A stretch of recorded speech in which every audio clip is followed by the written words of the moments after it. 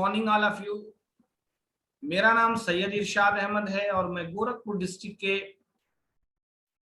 एक छोटे से टाउन गोला बाजार से बिलोंग करता हूं। बेसिकली मैं एक मध्यम वर्गीय परिवार में पला बढ़ा हूं। हमें से ज्यादातर लोग यहाँ पे जो जुड़े हैं वो या तो मिडिल क्लास फैमिली से होंगे, कुछ लोग हो सकता है हायर मिडिल क्लास से भी हों, लेकिन ज्यादातर लोग मिडिल क्लास से होंगे और कुछ लोग लोअर मिडिल क्लास से भी होंगे। मुझे पूरा विश्वास है कि अगर आप मेरी जिंदगी के बारे में जानेंगे तो आपको थोड़ा मजा भी आएगा और थोड़ा जो है दर्द भी होगा।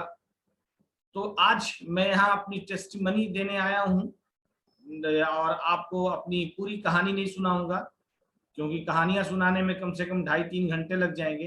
तो मोटी मोटी जो है मेन बातों पे मैं फोकस करूंगा। मेरा जो जन्म हुआ था वो एक मध्यम वर्गीय परिवार में हुआ था और मेरे पिताजी एक बहुत अच्छे बिजनेसमैन थे, लेकिन उन्होंने वक्त को पहचाना नहीं और इसलिए वो एक फेल्योर बिजनेसमैन बन गए। तकरीबन 5 साल 6 साल की उम्र का मैं था तो मेरे घर के अंदर बहुत विपरीत परिस्थितियां पैदा हो गई। एडवर्स कंडीशन हो गया, घर में हालात बहुत खराब हो गए और भूखे फाका कशी की हालत हो गई, भूखों रहने वाली हालत हो गई। और 5 साल का बच्चा इसको क्या समझ पाता। मैं बहुत लकी हूं कि उस परवरदिगार ने मुझे ऐसी माँ की कोख से जन्म दिया जो बहुत हिम्मती थी और बहुत एजुकेटेड थी। आज मैं जो कुछ भी आपके सामने बोल पा रहा हूँ, मेरी जो भी शिक्षा है दीक्षा है, वो सब मेरी माँ की देन है और आज मैं अपनी पूरी जिंदगी उन्हीं के चरणों में अर्पित करता हूं। आज मेरी जो कुछ भी सफलता है वो सबसे बड़ा श्रेय हमारी माता जी का है। आगे मैं कुछ और भी बातें आपको बताऊंगा। तो मेरी माँ पढ़ी लिखी थी, उन्होंने मजाक मजाक में किसी समय आज के उस समय के 2 साल 3 साल पहले कोई इंटरव्यू निकली थी और उसके लिए उनकी कुछ दोस्तों ने मिलकर के मजाक मजाक में एक फॉर्म भर दिया था। और कहा जाता है कि ईश्वर जब किसी को नहीं मारता तो दुनिया की कोई ताकत उसको मार नहीं सकती। और ये मजाक मजाक में किया हुआ एक काम जब हमारे घर के दुर्दिन थे तो उनके पास जो है उन्होंने मेरे नाना को एक लेटर भेजा कि पापा को मालूम कि जरा बीएसए ऑफिस में पता करिए अगर कोई वांट आई हो। तो मेरे घर की परिस्थितियां बहुत खराब है, आखिर मैं इतनी पढ़ी लिखी हूँ तो मैं चाहती हूँ कि मैं टीचर के जॉब में चली जाऊं। तो मेरे नाना ने ये बात कही कि तुम अपने हस्बैंड से पूछ लो क्योंकि वो तो 50-60 लोगों की नौकरी खुद देते थे, तो वो पता नहीं इसको लाइक करें नहीं लाइक करें। बहरहाल मेरी मम्मा ने कहा कोई बात नहीं है, मेरे बच्चे भूखे रह रहे हैं, उससे अच्छा है कि मैं टीचर बन जाऊं। और मेरे नाना गए बीएसए ऑफिस गोरखपुर, तो इत्तेफाक था कि मेरी माँ के नाम का एक लिफाफा बीएसए ऑफिस में बीएसए साहब के टेबल पे रखा था और मेरी नाना की नजर उस पर पड़ी। इस तरीके से मेरे नाना ने जब बीएसए से कहा तो कहा बहरहाल आप, मैं नहीं जानता ये कौन है, ये जिनका भी है उनके एड्रेस पे चला जाएगा, ये मैं आपको बाई हैंड नहीं दे सकता। तो मेरे नाना ने बड़ी खुशी जाहिर की और वो घर आए, फिर लेटर लिखा मेरी मम्मा को कि बेटा तुम तैयार रहो, तुमको एक नौकरी मिलने वाली है। और इस तरीके से उनको एक टीचर की जॉब 1985 के अंदर सितंबर में मिल गई। 750 रुपए की सैलरी हुआ करती थी 1985 में। मैं भले ही 6 साल की उम्र का था उस समय, परंतु ये 750 रुपया मुझे बहुत याद है क्योंकि मैं अपनी माँ का सबसे बड़ा हमदर्द बेटा समझ लीजिए, जो समझ लीजिए, और वो उस उम्र से भी मुझको हर बात शेयर करती थी। और हम लोग आपस में मिलकर के, मेरी मम्मा ड्यूटी करती थी और ये सोच करके मेरे रोंगटे खड़े हो जाते हैं कि वो खुद घर का सारा काम करती थी। और मैं हमेशा ये बात उसी से इंस्पायर होके कहता हूँ कि अगर एक महिला खत्म हो जाए तो पूरा परिवार बिखर जाता है, लेकिन अगर एक पुरुष खत्म हो जाए और महिला है जिंदा तो वो अपने पूरे परिवार को मर्द और औरत दोनों के रूप में संभाल लेती है। तो इस तरीके से वहां से मेरी जिंदगी की शुरुआत हुई। मेरी माँ के एक सपने थे कि मेरा बेटा बड़ा होगा तो घर की खुशियां बदल जाएंगी, ये जो गरीबी है ये दूर हो जाएगी, क्योंकि वो भी ये बात कहती थी कि 750 रुपए की जिंदगी में हम क्या खाएंगे और क्या पहनेंगे और क्या अपने बच्चों को अच्छी शिक्षा देंगे और उनके स्वास्थ्य का क्या ध्यान देंगे। माय डियर फ्रेंड्स, धीरे धीरे मैं बड़ा हुआ। कक्षा 8 तक तो मैं उन्हीं के साथ पढ़ा, प्राइमरी से लेकर क्लास 8 तक मैं उन्हीं के साथ पढ़ा, चाहे हिंदी हो, इंग्लिश हो, उर्दू हो, अरबी हो, थोड़ी बहुत फारसी भी उन्होंने मुझे पढ़ाया, मैथमेटिक्स भी उन्होंने मुझे ही पढ़ाया। और क्लास 8 तक मैं उन्हीं के स्कूल में पढ़ता था। उसकी 2-3 वजह थी। एक तो स्कूल में फीस लगती नहीं थी, दूसरी वजह ये थी कि चूंकि मैं उनका बच्चा था तो मैं बहुत सारे घर के काम करके स्कूल थोड़ा लेट से भी पहुंचता था, तो कोई मेरे ऊपर मतलब दंडात्मक कार्रवाई नहीं होती थी। तो ये सब कुछ कारण थे जिनकी वजह से मैं उन्हीं के साथ क्लास 8 तक पढ़ा। मैं पढ़ने में बहुत तेज नहीं कह सकता कि बहुत तेज था, मुझसे भी तेज बच्चे थे, ठीक ठाक था पढ़ने में। और चूंकि मेरी मम्मा एक टीचर थी तो थोड़ा इंग्लिश वगैरह मेरी ठीक थी, मैथमेटिक्स ठीक था। तो जब मैं 9th में गया और मेरे पढ़ाई का रुझान साइंस की तरफ गया तो मेरी माँ से कुछ टीचरों ने कहा कि आपका बच्चा बहुत अच्छा है और इसको आप चाहें तो मेडिकल साइंस की तरफ भेज सकती हैं। और धीरे धीरे मेरे मन में एक सपना पैदा होने लगा कि मैं डॉक्टर बनूंगा। सपने तो मन में बचपन से थे कि मैं बड़ा होकर एक बड़ा इंसान बनूंगा। और आगे चलते हुए जब 9th में गया तो मम्मा ने भी ये बात कही कि हाँ हाँ ठीक है, लेकिन जब मैंने 10th पास किया और फिर टीचरों ने कहा कि बेटा तुमको तैयारी भी करना चाहिए और 10+2 भी करना चाहिए, तो मैंने अपनी जब माँ से ये बात कही तो मेरी मम्मा ने कहा देख बेटा हम इतने अमीर नहीं हैं कि हम तुझे डॉक्टर बना पाएंगे, है ना, तो तू अपनी मेहनत से पढ़, अगर स्कॉलरशिप कहीं मिल जाती है तो तेरा एडमिशन हो जाता है तो मुझे तो बहुत खुशी होगी, लेकिन मेरे पास इतना पैसा नहीं है कि मैं तुझे कहीं तैयारी कराऊं और तेरा एडमिशन कहीं कराऊं, क्योंकि अगर मैं तेरी तैयारी कराऊं, तेरा एडमिशन कराऊं, तो बेटा तेरा सोच के देख तेरे बाकी भाई बहनों का क्या होगा, उनकी शिक्षा कहाँ से आएगी, क्योंकि मेरी सैलरी के बारे में तुझसे बेहतर कोई नहीं जानता है। तो माय डियर फ्रेंड्स, धक्का तो बहुत लगा मुझे और मैंने उसी दिन ये मन में निर्णय लिया, ये तय किया कि जीवन में सब कुछ करूंगा लेकिन नौकरी नहीं करूंगा, क्योंकि मैंने एक बात समझ ली थी कि नौकरी करके दाल रोटी खाई जा सकती है लेकिन सपनों वाली जिंदगी नहीं जी जा सकती है, चाहतों वाली जिंदगी नहीं जी जा सकती है। जरूरतें पूरी की जा सकती है लेकिन चाहतों के साथ समझौता करना पड़ता है। ये बात मेरे उस वक्त की उम्र में समझ में आ गई थी। मैंने 10+2 किया, फिर बहुत मेहनत से पढ़ना शुरू किया ताकि स्कॉलरशिप मिल जाए, और उस चक्कर में मैं 18-18 घंटे, कभी कभी 20-20 घंटे पढ़ाई करता था। बीएससी में मेरा एडमिशन हुआ और बीएससी के टीचरों ने भी मेरी मम्मा को फीडबैक दिया, क्योंकि डिपार्टमेंट की बात थी तो सारे टीचरों ने उनको फीडबैक दिया कि हाँ आपका बच्चा बहुत बढ़िया और बहुत जो है समझदार है और साथ ही साथ बहुत मैनरफुल है मैडम, और प्राउड हम लोगों को होता है कि वो एक टीचर का बच्चा है। तो ये सारी बातें सुन के मेरी मम्मा को तो बहुत खुशी होती थी, लेकिन मैं सोचता था यार मेरा एडमिशन कैसे होगा। लेकिन इसी को कहते हैं कि विधि का विधान, और विधि के विधान को कोई बदल नहीं सकता।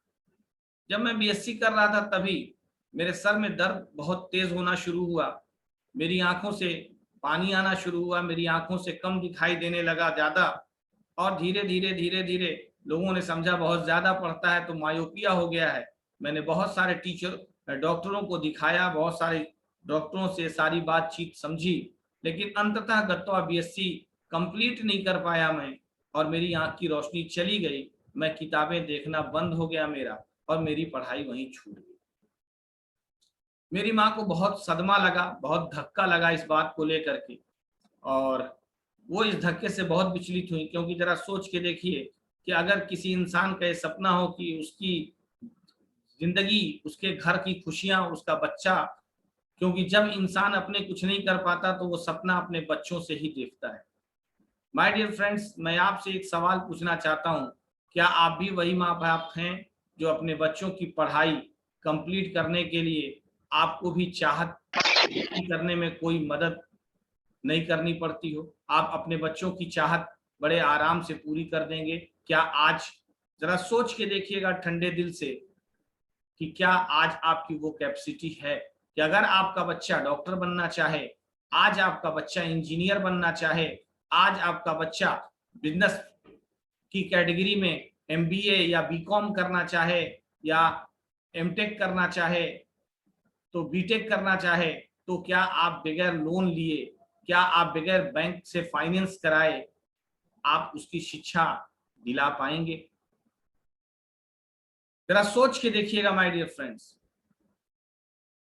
और मैं बहुत लकी हूं कि मेरी आंख खराब हो गई, क्योंकि अगर आंख खराब नहीं हुई होती तो मेरे मन में ये मलाल हमेशा रहता कि मेरी माँ की वजह से या मेरे गार्जियन की वजह से मैं डॉक्टर नहीं बन पाया। जरा सोच के देखिए, क्या हम भी अपने बच्चों के सपनों के हत्यारे हैं? क्या ऐसा तो नहीं है कि क्या हम भी अपने बच्चों के सपनों के हत्यारे तो नहीं है? मेरी आवाज आप सबको प्रॉपर मिल रही है? Yes, Yes, sir. sir. Yes, sir. Yes, sir. Yes, sir. My dear friends, उसके बाद वहां से जिंदगी आगे बढ़ी। Yes, sir. फिर ठीक है, आप सब अपना माइक प्लीज ऑफ रखिए, एक आदमी बताइएगा, मैं क्लियर हो जाऊंगा, क्योंकि मैं बीच बीच में मुझे ये जरूरत पड़ती है ये जानने की कि आपको मेरी आवाज प्रॉपर पहुंच रही है कि नहीं, क्योंकि मैं देख नहीं सकता कि स्क्रीन पे कोई दिख रहा है कि नहीं दिख रहा है। क्लियर है सर, आवाज क्लियर है सर। ठीक, थैंक यू सर। आवाज क्लियर है सर। Thank you sir. तो वहां से मेरी जिंदगी की कहानी पलट गई, और जो भी मेरे क्लासमेट थे सब ने मेरा साथ छोड़ दिया, कोई मुझे पूछने तक नहीं आता था।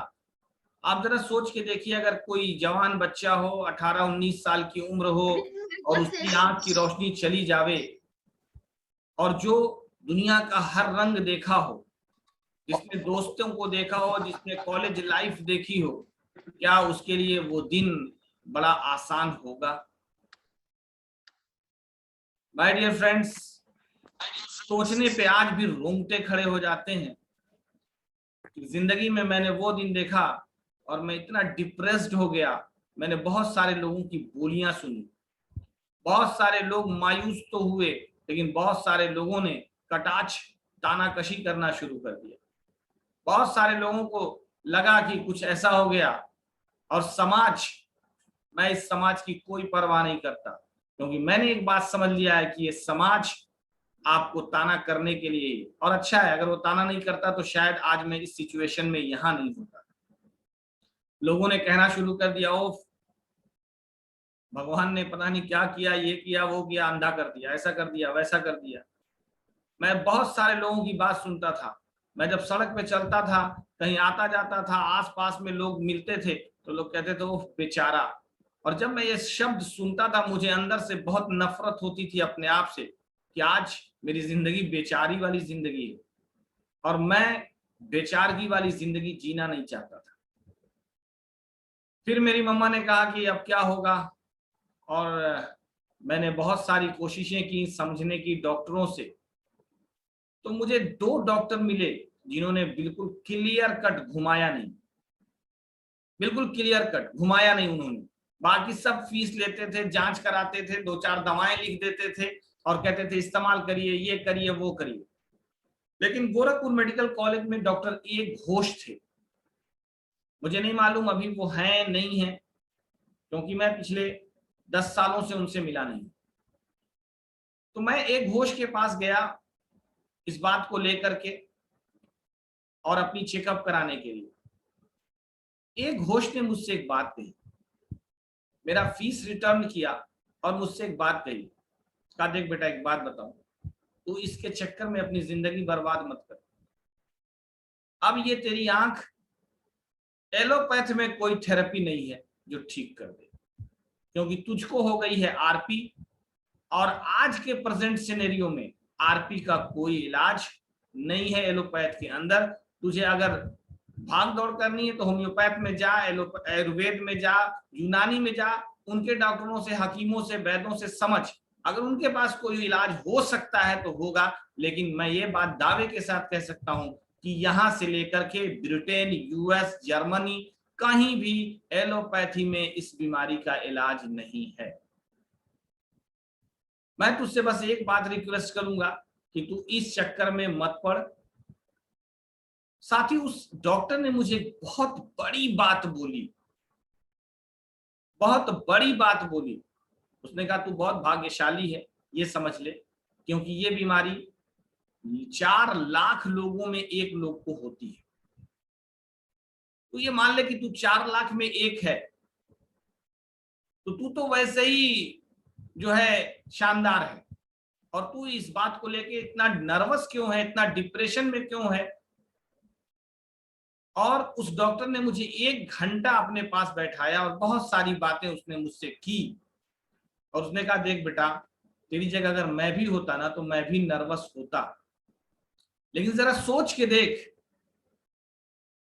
कि अब तो जो होना था हो गया। क्या तेरे जान देने से या तेरे सुसाइड कर लेने से सब ठीक हो जाएगा? तेरे परिवार की स्थिति बदल जाएगी कि और बेकार हो जाएगी? ये सारी बात उसने जब मुझको समझाई उस डॉक्टर ने, मैं बहुत थैंक यू बोलता हूं उस डॉक्टर को, आज भी बोलता हूं।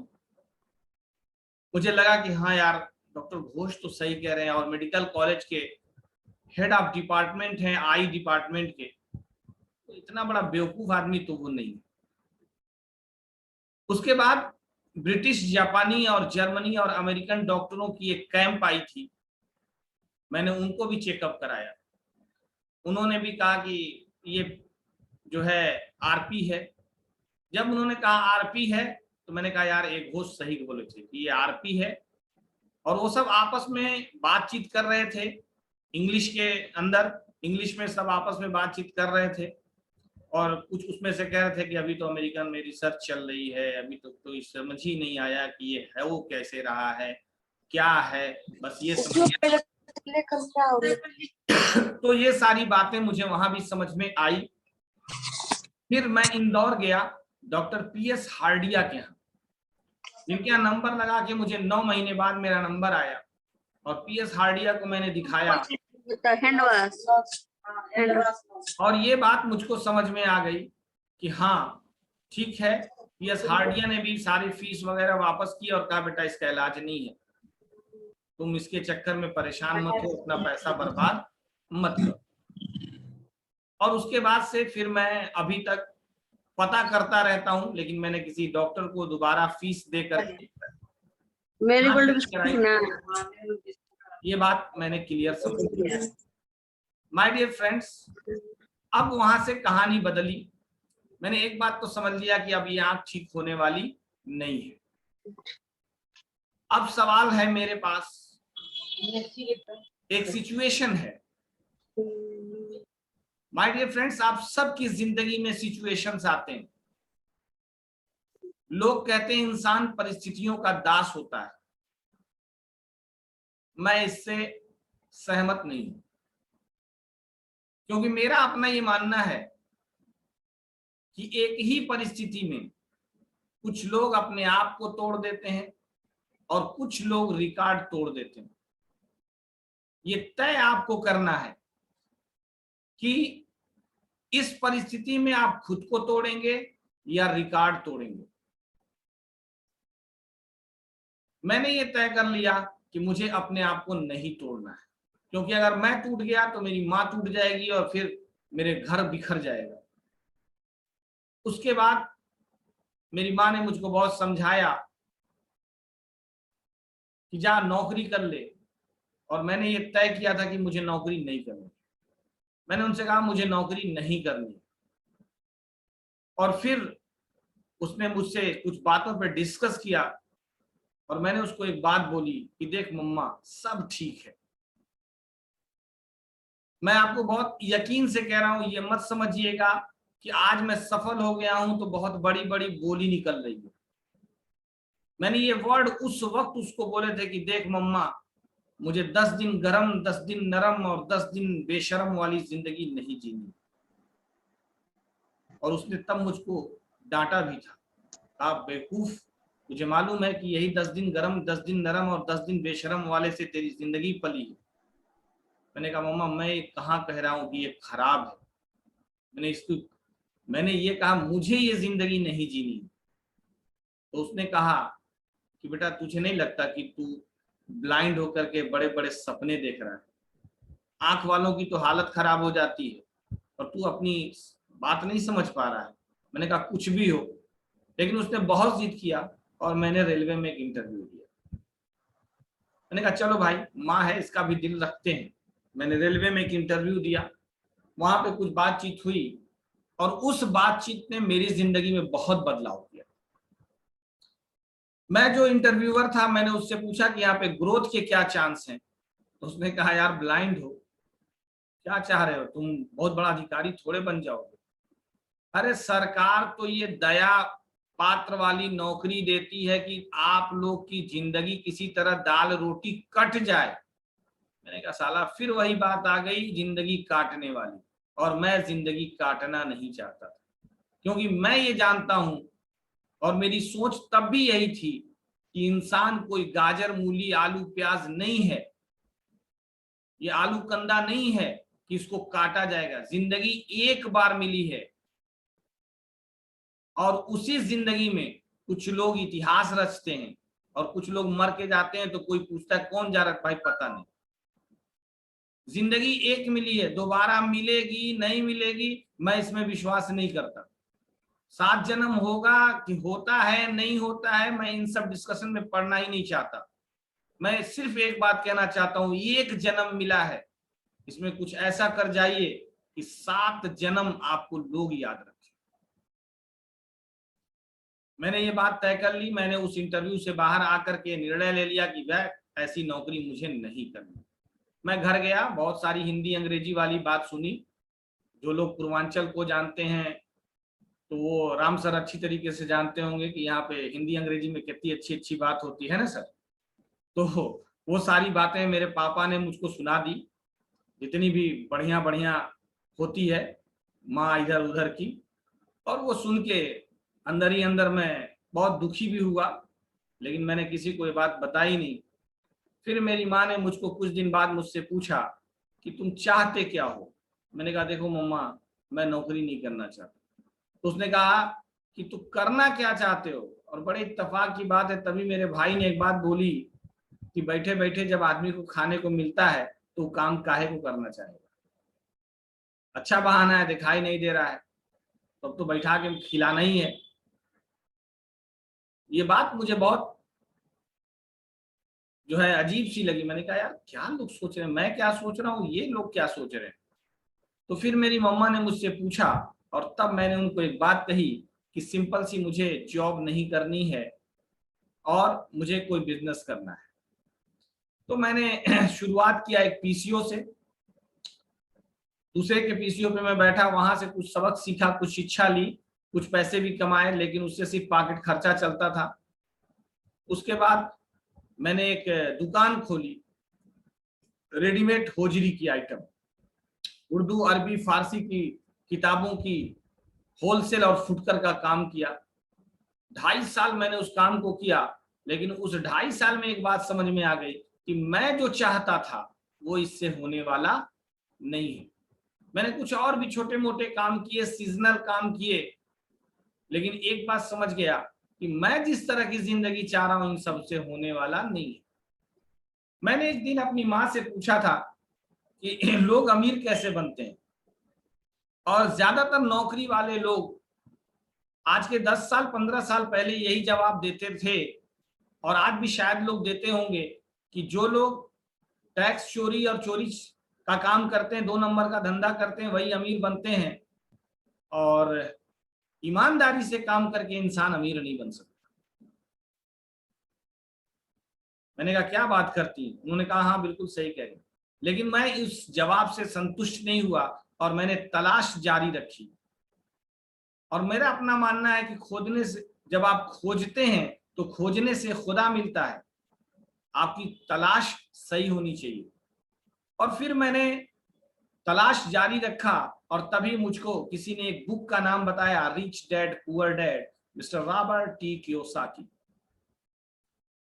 मैंने उस बुक को परचेज किया, उस बुक को किसी से पढ़वाया और उसको सुना, और मुझे एक बात समझ में आ गई कि एक्चुअल में अमीरी गरीबी ये दो प्रकार की आमदनी बिल्कुल सही है, मेरी मम्मा भी सही कह रही है, लेकिन ये उसका नजरिया है, ये एक्चुअल नहीं है। और तब मैंने एक बात समझी कि मैं जो काम कर रहा था वो 95% लोग करते हैं। मेरे घर वाले नौकरी कराना चाहते थे, मैं जॉब छोड़ करके सेल्फ जॉब करना शुरू कर दिया था, लेकिन मैं बिजनेसमैन नहीं था। ज्यादातर लोग उन्हीं कामों को बिजनेस समझते हैं, जबकि वो सेल्फ एम्प्लॉयमेंट है। मैंने वहां से एक निर्णय लिया। फिर मेरी माँ ने मुझको कहा कि ठीक है, दुकान छोड़ देगा तो इंस्टीट्यूट की बात आई। इंस्टीट्यूट मैंने चलाया 5 साल। इंस्टीट्यूट को चला करके भी मैंने एक बात समझ लिया कि इस धंधे से भी मेरी जिंदगी बनने वाली नहीं है, क्योंकि नाम बड़े और दर्शन छोटे। नाम तो है कि डायरेक्टर साहब यही हैं, लेकिन आमदनी वही आती है कि पूरे महीने का खर्चा निकाल लें। जो लोग आप में से अगर कोई इंस्टीट्यूट चलाया होगा तो इस बात से सहमत होगा कि 4 महीने तो बहुत मस्ती में चलता है, उसके बाद 4 महीना किसी तरीके से लोट पोट के चल जाता है, और बाकी के 4 महीने वो रेंगता नहीं है, आपको बंद करके चलाना पड़ता है। तो इस तरीके से मैंने उसको 5 साल बियर किया, और तब मैंने डायरेक्ट सेलिंग को समझा। और डायरेक्ट सेलिंग में मैंने 72 कंपनियों को तलाश किया।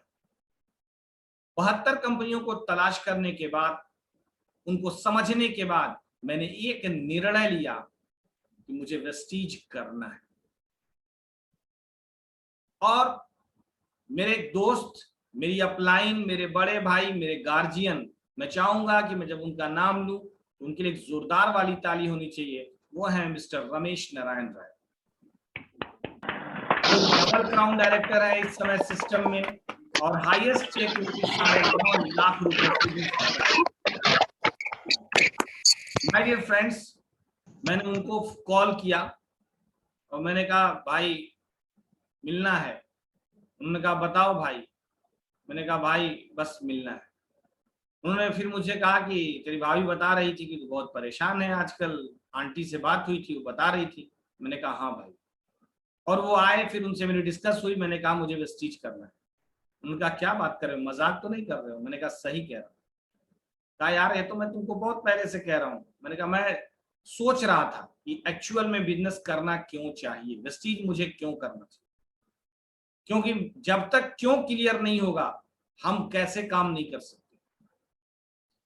मैंने उनसे बताया कि इस बिजनेस को मैंने इसलिए चुना है कि इस बिजनेस में मैं डूब नहीं रहा हूं।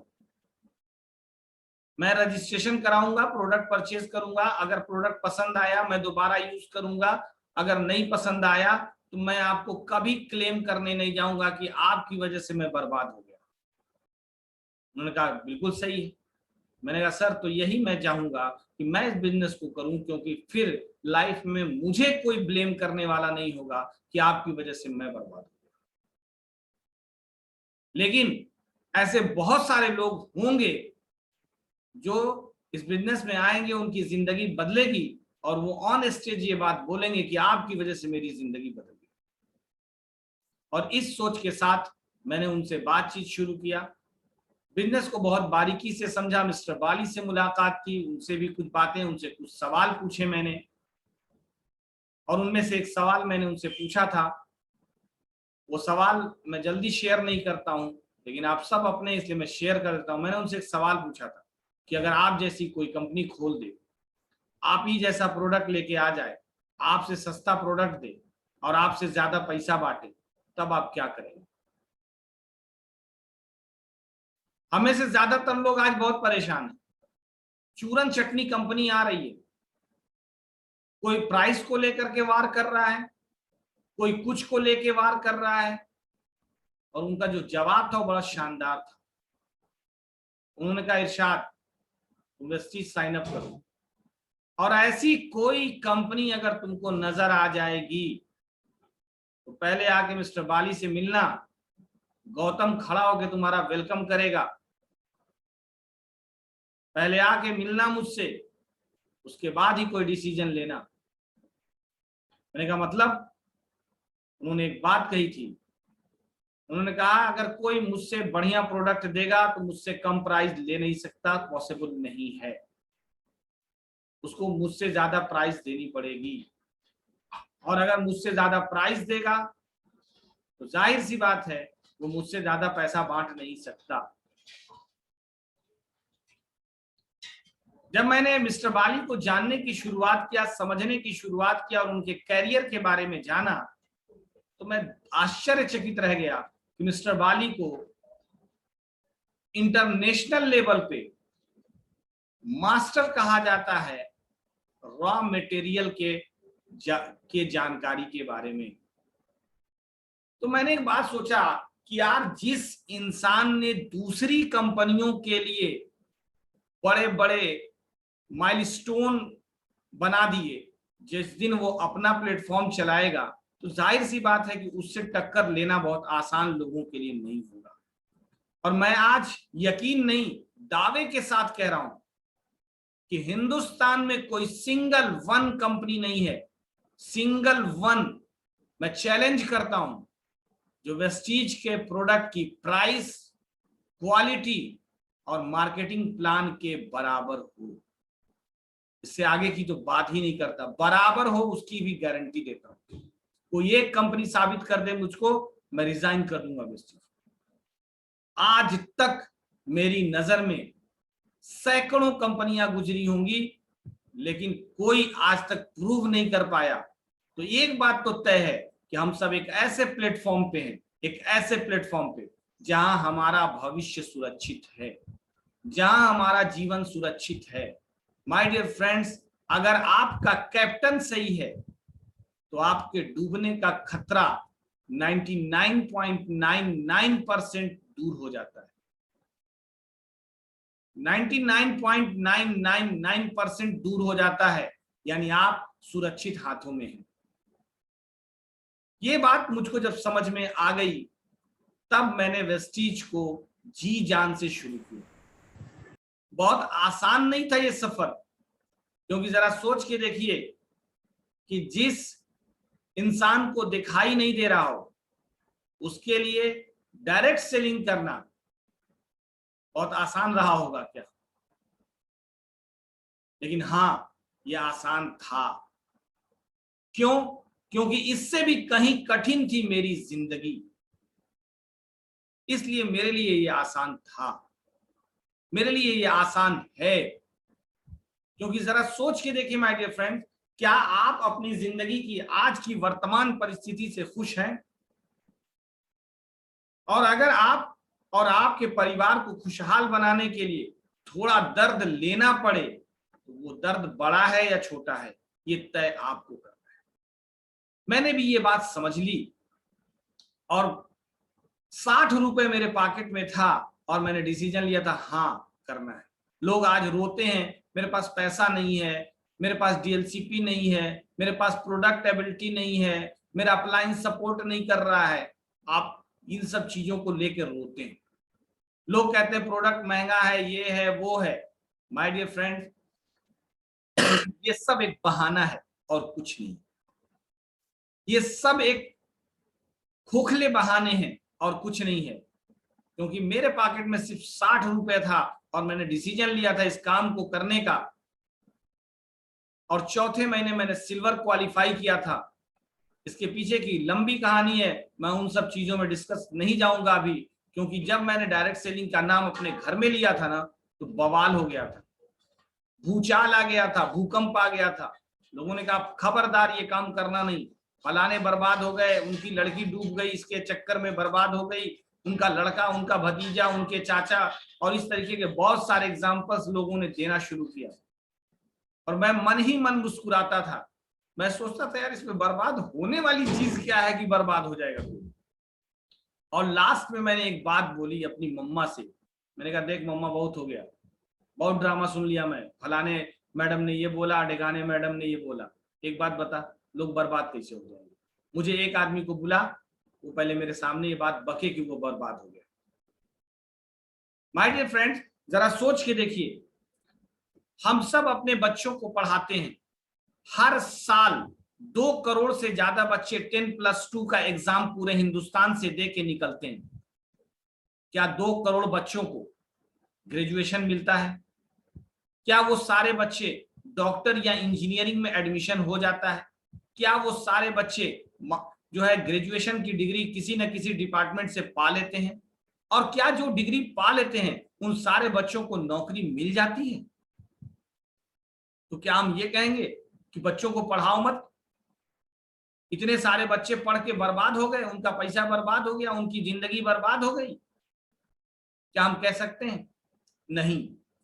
आप जरा सोच के देखिए, हजारों लाखों दुकान हर साल खुलती है और बंद हो जाती है, तो क्या हम कहते हैं कि धंधा मत करो, दुकान मत खोलो, लोग बर्बाद हो जाते हैं? हजारों लाखों लोग नौकरियों के चक्कर में अपना वक्त बर्बाद करते हैं, इधर से उधर ठोकरें खाते हैं और सबको नौकरी नहीं मिलती, तो क्या हम कहने जाते हैं कि नौकरी के लिए बहुत समय मत लगाओ क्योंकि सबको नौकरी नहीं मिलती? ये घटना है 2011 की, जब बैंक में क्लर्क ग्रेड के लिए और पासिंग ऑफिसर ग्रेड के लिए, याद होगा राम सर, 11,000 कुछ सौ सीटें आई थी। Yes sir, yes sir. और आपको जान के आश्चर्य होगा कि 44 लाख लोगों ने उसका एंट्रेंस का एग्जाम देने के लिए फॉर्म भरा था। आप जरा सोच के देखिए, एक सीट पे 400 कुछ लोग होते हैं। अगर सारे लोग वेल करें, बेटर करें, तब भी किन्हीं 400 कुछ लोग में किसी एक ही को तो वो सीट मिलेगी। तो फिर हम वहां क्यों नहीं कहते ये 44 लाख लोगों ने बेवकूफी किया है, यहाँ फॉर्म भरा है। माय डियर फ्रेंड्स, फेल्योर हम अपनी गलती से होते हैं और फिर हम इस इंडस्ट्री को बदनाम करते हैं, क्योंकि ये इंडस्ट्री एक पॉइनियर इंडस्ट्री है, इतनी शानदार इंडस्ट्री है जिसने मुझ जैसे इंसान की जिंदगी को बदल दिया। ना कि मुझ जैसे इंसान की जिंदगी को बदला, बल्कि बहुत सारे लोगों की जिंदगी को बदलने में ये मदद कर रहा है, बहुत सारे यूथ को बदल रहा है, बहुत सारे वृद्ध लोगों को, जो रिटायर्ड पर्सन हैं, उनको भी उनकी जिंदगी में बदलाव लेके आ रहा है। जरा सोच के देखिए, ये एक ऐसी इंडस्ट्री है जो आज महिलाओं की, घरेलू हाउस वाइफ्स की जिंदगियों में बदलाव लेके आ रहा है। ये एक ऐसी इंडस्ट्री है जो बैचलर गर्ल्स की जिंदगी में बदलाव लेके आ रहा है, उनकी जिंदगी को आत्मनिर्भर बना रहा है, और फिर उनके माँ बाप को अपनी बेटियों पे गर्व होता है। और तब वो नहीं कहते कि बेटियां बोझ हैं, और उन बेटियों की शादी करने के लिए लोग लालायित रहते हैं। आप जरा सोच के देखिए कैसी इंडस्ट्री है। माय डियर फ्रेंड्स, इस इंडस्ट्री पे नाज है हमें, और आप भी इस इंडस्ट्री पे भरोसा कीजिए। चौथे महीने मैंने सिल्वर किया, क्योंकि मैंने अपनी माँ से एक गेम खेला था, 365 दिन का टाइम मांगा था, और 365 दिन के बाद एक निर्णय हुआ था कि अगर 365 दिन के बाद हमारी और आपके बैठ के हिसाब होगा, और अगर ये निर्णय हो गया कि हमारी इसमें ग्रोथ नहीं है, तो आप जो कहिएगा वो मैं करूंगा, लेकिन मुझे इस काम को करना है। और तब उन्होंने एक शर्त रखी कि हाँ ठीक है, जाओ कर सकते हो, लेकिन तुम्हें आज के बाद घर से 1 रुपया नहीं मिलेगा, क्योंकि उनको लगता था दिखाई तो देता नहीं है, 1 रुपया देंगे नहीं तो ये काम करेगा कैसे। और मैंने भी ये निर्णय ले लिया कि हाँ करके दिखाऊंगा, लेकिन जब मैंने अपने पॉकेट में हाथ डाला तो 10-10 के सिर्फ 6 नोट थे। और फिर मैंने कहा कि चल भाई, और मैं एक बात कहता हूं कि उठ, बांध कमर क्यों डरता है, फिर देख खुदा क्या करता है। क्योंकि मेरे उस्ताद ने मुझको एक बात पढ़ाई थी कि चले चलो चले चलो, कि चलना कामरानी है, जो थक कर बैठ जाते हैं वो मंजिल पा नहीं सकते। माय डियर फ्रेंड्स, मैंने इस इंडस्ट्री पे भरोसा किया, और भरोसे के साथ 12वें महीने की जो मेरी चेक थी वो 50,000 रुपए की थी। गोल्ड डायरेक्टर मेंटेन था मेरा, और 50,000 की चेक थी 12वें महीने। और 12वें महीने की जब चेक आई थी तो मैंने अपनी माँ से बात कही थी कि आइए बैठ के हिसाब कर लेते हैं। और जब उन्होंने 50,000 की चेक देखी थी तो उनका एक स्टेटमेंट था, कहा बेटा 30 साल नौकरी कर ली और कभी इतनी पैसा नहीं आया, 1 साल में तुझे इतना पैसा आया, मेरे काम से तो अच्छा ही तेरा काम है। और इस काम को छोड़ना नहीं, किसी के बहकावे में आना नहीं, इस काम को दिल से करना। ये काम तुझे एक दिन 5 लाख रुपए महीने की आमदनी दिलाएगा। लोग भूल जाएंगे कि तू अंधा है, लोग तेरे शर्ट की बटन बंद करने को तैयार रहेंगे, लोग तुझे जूता पहनाने को तैयार रहेंगे। माय डियर फ्रेंड्स, मेरे माँ के वो शब्द आज हूबहू सही है। आज मुझे ये बिल्कुल प्रतीत नहीं होता कि मैं ब्लाइंड हूं, क्योंकि ना मुझे किसी जगह जाने पर कोई दिक्कत होती है, ना कि आज हिंदुस्तान के कई स्टेट्स जैसे यूपी, उत्तराखंड, महाराष्ट्र, पंजाब, हरियाणा, गुजरात, राजस्थान और बिहार, झारखंड, बंगाल, आसाम, अरुणाचल जैसे राज्यों में मेरा व्यवसाय है। ना कि इन राज्यों में मेरा व्यवसाय है, बल्कि आज हिंदुस्तान के बाहर नेपाल, दुबई, बहरीन और बांग्लादेश और सऊदी अरबिया जैसे देशों में भी मेरा व्यवसाय है। आप जरा सोच के देखिए, अगर मैं ब्लाइंड हूं, अगर मैं कोई आम व्यवसाय करता तो क्या मेरे व्यवसाय इतने जगहों पे पहुंच पाते? ये पॉसिबल था? नहीं माय डियर फ्रेंड्स। तब मैंने इस इंडस्ट्री को चुना था और एक निर्णय के साथ, और जब आज भी उस इंडस्ट्री को उसी पैशनिएट के साथ कर रहा हूं। लेकिन जरा सोच के देखिए my dear friends, 22 March Janata curfew 2020 में घोषित हुआ, 24 मार्च को लॉकडाउन लगा दिया गया। तब से लेके आज तक करोड़ों लोगों की नौकरी चली गई, हजारों करोड़ लाखों लोगों के दुकान पे असर पड़ा, उनका व्यवसाय डैमेज हुआ, उनका व्यवसाय बंद हुआ। लेकिन जरा सोच के देखिए, इस पूरे 1 साल में आपसे में से बहुत सारे लोगों से मेरी फिजिकली मुलाकात नहीं हुई होगी। 2020 मार्च से लेकर मई 2021 तक मेरी राजस्थान वालों से, महाराष्ट्र वालों से, उत्तराखंड वालों से किसी से मेरी फिजिकली मुलाकात नहीं हुई होगी। हुई हो तो बताइए। आज सोच के देखिए आप कि पिछले जो है तकरीबन 1 महीने से मैं घर के अंदर हूं। अगर आप दुकानदार होते, आप नौकरी पेशा होते, तो क्या आपके पास ये अवसर होता? और क्या तब भी आपकी आमदनी आ रही होती? जरा सोच के देखिएगा। बट माय डियर फ्रेंड्स, मेरे द्वारा किए गए काम आज भी मुझे आमदनी दे रहे हैं और मेरा परिवार सुरक्षित और सुव्यवस्थित ढंग से चल रहा है। ये अवसर आप सबके पास है। अब आइए जरा समझते हैं कि मैंने इस काम को क्यों शुरू किया। आज मैं क्राउन डायरेक्टर हूं। ये सारी मेरे जीवन की बातें हैं।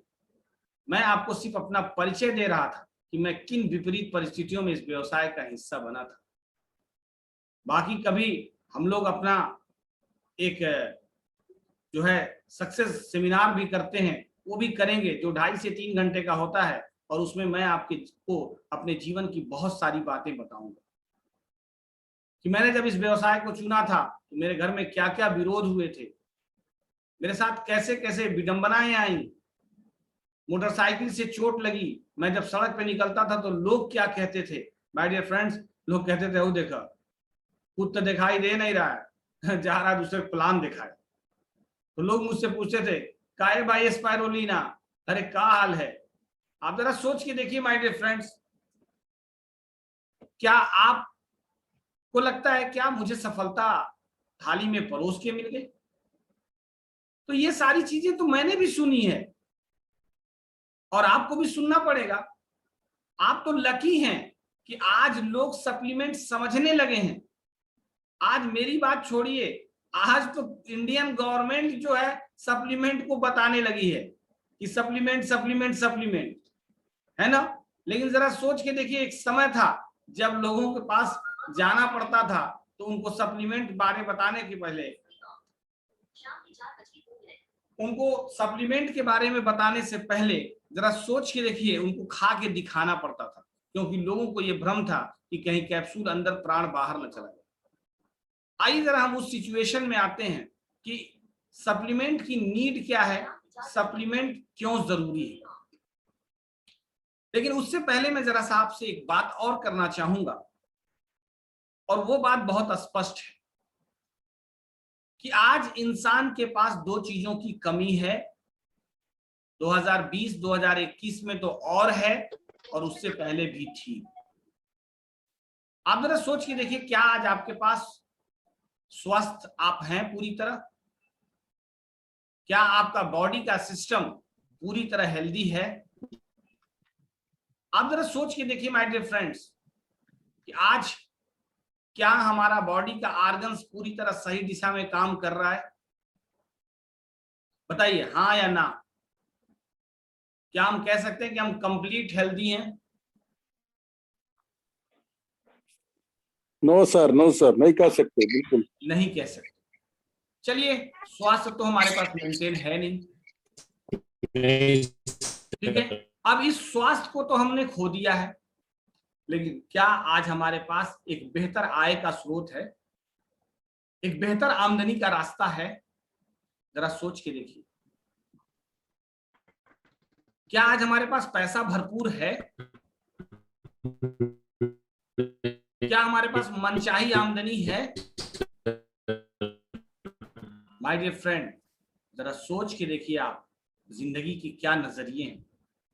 हमने उसी पैसे को कमाया अपना स्वास्थ्य को दांव पे लगा करके, और जब स्वास्थ्य की बात आई तो फिर हमने उसी पैसे को पानी की तरफ बहा दिया स्वास्थ्य को बचाने के लिए, और न स्वास्थ्य बचा पाए न पैसा।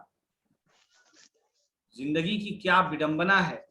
क्या हमारे जीवन का यही अंत है, या हमारे पास सोचने के लिए कोई रास्ता है? माय डियर फ्रेंड्स, आप जरा सोच के देखिए कि अगर हम अपने स्वास्थ्य की बात करें तो हमारा स्वास्थ्य, हमारा शरीर हमसे क्या चाहता है? वो हमसे बेसिकली चार चीजें चाहता है। बेसिकली वो हमसे चार बातें पूछता है। पहली, कि क्या हमें शुद्ध और संतुलित आहार मिल पा रहा है कि नहीं, क्योंकि हमारे शरीर को केमिकल्स खाने की हैबिट नहीं है। हमारा शरीर प्राकृतिक है, और इसे प्राकृतिक चीजों को खाने की जरूरत पड़ती है, और यह प्राकृतिक चीजों को ही अपने अंदर एब्जॉर्ब कर पाता है। दूसरा, हमारे शरीर को रोजाना स्वच्छ जल चाहिए और स्वच्छ हवा चाहिए, जो ऑक्सीजनेटेड वायु हो, प्राण वायु जिसको कहते हैं। आज आप देख लीजिए, पूरी हिंदुस्तान के अंदर ऑक्सीजन की हाहाकार मची हुई है। आज हमारे शरीर की पौष्टिकता को लेके हाहाकार मचा हुआ है, और आज पानी भी शुद्ध नहीं है। बोलिए, हमारा शरीर ये तीनों चीजें हमसे डिमांड करता है कि नहीं करता है? आप जरा सोच के देखिए, क्या ये सारी चीजें हमको मिल पा रही हैं? अगर ये चीजें हमको नहीं मिल पाई, शुद्ध हवा, शुद्ध पानी और शुद्ध भोजन, तो क्या हम स्वस्थ रहने की कल्पना कर सकते हैं? जरा सोच के देखिए, क्या हम इसकी कल्पना मात्र कर सकते हैं? माय डियर फ्रेंड्स, आज हम हेल्दी डाइट नहीं ले रहे हैं, आज हम कॉस्टली डाइट ले रहे हैं। हमारे शरीर को कॉस्टली डाइट से नहीं मतलब है, हमारे शरीर को हेल्दी डाइट से मतलब है। हमारे शरीर को एक प्रॉपर न्यूट्रिशन चाहिए, जिसमें protein, vitamins, minerals, carbohydrates, fats और एमिनो एसिड्स का एक मिश्रण, संतुलित मिश्रण हो। जरा आप अपने भोजन की थाली पे गौर करिए, और जरा सोच के देखिए, क्या जो आज आपका भोजन है वो शुद्ध भी है? आज हम जहरीले अनाज, जहरीली सब्जियां, जहरीले फल खा रहे हैं, जो हमारा पेट तो भर रहा है, लेकिन हमारी कोशिकाओं का पेट नहीं भर रहा है। आप जरा सोच के देखिए माय डियर फ्रेंड्स, अगर आपकी भूख 4 रोटी हो और आपको डेली 2 रोटी दिया जाए, तो 1 साल बाद आपकी स्थिति क्या होगी? 2 साल बाद आपकी स्थिति क्या होगी? तत्काल में तो आपको कोई प्रभाव समझ में नहीं आएगा। ठीक उसी प्रकार, अगर हमारे कोशिकाओं की जरूरत कुछ और है और हम उनको लगातार वो चीजें नहीं दे पा रहे हैं, तो जरा सोच के देखिए, हमारी कोशिकाओं पे क्या इफेक्ट पड़ेगा। और यही वजह है कि आने वाले 2-4 साल बाद हमारी कोशिकाएं कमजोर होने लगती हैं और कमजोर होते होते वो बीमार पड़ जाती हैं, वो डैमेज होने लगती हैं और फिर हमारे ऑर्गन्स डैमेज होने लगते हैं और हम विभिन्न प्रकार की बीमारियों की चपेट में आते हैं। और फिर उन बीमारियों से बचने के लिए हम महंगे खर्चीले इलाज कराने के चक्कर में पड़ते हैं और फिर वही मॉडर्न मेडिसिन जो केमिकल से बनी हुई हैं उनका हम इस्तेमाल करते हैं। माय डियर फ्रेंड, कहा जाता है precaution is the better than cure. बचाव इलाज से बेहतर है। लेकिन जरा सोचिए, देखिए, क्या आज हम बचाव की दिशा में हैं? आज हमारा भोजन संतुलित है? क्या आज हमारा पानी शुद्ध है? क्या आज हमारी हवाएं शुद्ध हैं? क्या आज हम भरपूर आराम कर पाते हैं? माय डियर फ्रेंड, ये संतुलित आहार, पानी और हवा के साथ साथ हमें एक कंप्लीट रेस्ट भी चाहिए और टाइम से रेस्ट चाहिए। क्या आज हमारी निद्रा टाइम से है? रात सोने के लिए बनी है। अगर हम रात भर जगते हैं माय डियर फ्रेंड, तो हम अपने शरीर का डिसऑर्डरिंग कर रहे हैं। हम अपने शरीर की जो बायो क्लॉक है उसको डैमेज कर रहे हैं और फिर वो हमारा पूरा शरीर डैमेज कर देता है। आप जरा सोच के देखिए, क्या हम भरपूर 6-7 घंटे या 5 घंटे ही क्या हम कंप्लीट नींद ले पाते हैं, स्लीप साउंड ले पाते हैं? माय डियर फ्रेंड, इतना ही नहीं, क्या हम डेली एक्सरसाइज कर पाते हैं? अब जरा सोच के देखिए, क्या हम डेली एक्सरसाइज कर पाते हैं? क्या हम प्राणायाम, योगा और तमाम चीजें कर पाते हैं? नहीं। माय डियर फ्रेंड्स, इसके अलावा आप जरा और सोच के देखिए, क्या हम चिंता मुक्त हैं?